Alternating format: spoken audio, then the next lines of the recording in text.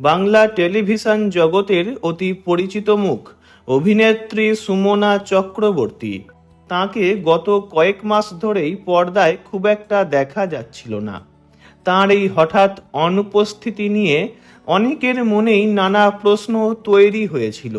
অবশেষে সেই জল্পনার অবসান ঘটিয়ে নিজেই নিজের শারীরিক অবস্থার কথা জানালেন তিনি।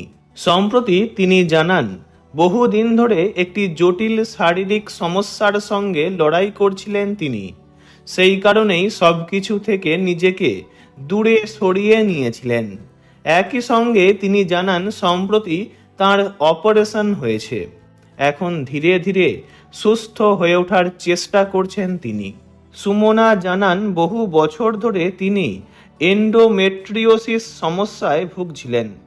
দীর্ঘ সময় ধরে ওষুধ ও অন্যান্য চিকিৎসার মাধ্যমে পরিস্থিতি সামাল দেওয়ার চেষ্টা করা হলেও শেষ পর্যন্ত অপারেশন ছাড়া আর কোনো রাস্তা খোলা ছিল না। তিনি জানান, গত 4 মে তাঁর বড় একটি অপারেশন সম্পন্ন হয়েছে। চিকিৎসার পরবর্তী সময়টাও সহজ ছিল না। শারীরিক যন্ত্রণার পাশাপাশি মানসিকভাবেও কঠিন সময়ের মধ্য দিয়ে যেতে হয়েছে তাকে। সুমনা চক্রবর্তী আরও জানান, গত 2 মাস আমি যেন পৃথিবী থেকে নিজেকে গুটিয়ে নিয়েছিলাম।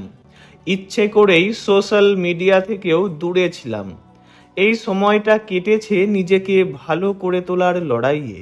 শারীরিক ও মানসিকভাবেও অনেক লড়াই করেছি। তবে এখন তিনি আগের তুলনায় একটু ভালো আছেন বলেও জানিয়েছেন। এই দীর্ঘ চিকিৎসার সময় যাঁরা তাঁর পাশে থেকেছেন তাঁদের প্রত্যেকের প্রতি কৃতজ্ঞতা প্রকাশ করেছেন তিনি। ভালো থাকুন সুমনা চক্রবর্তী। ভিডিওটি এইটুকুই।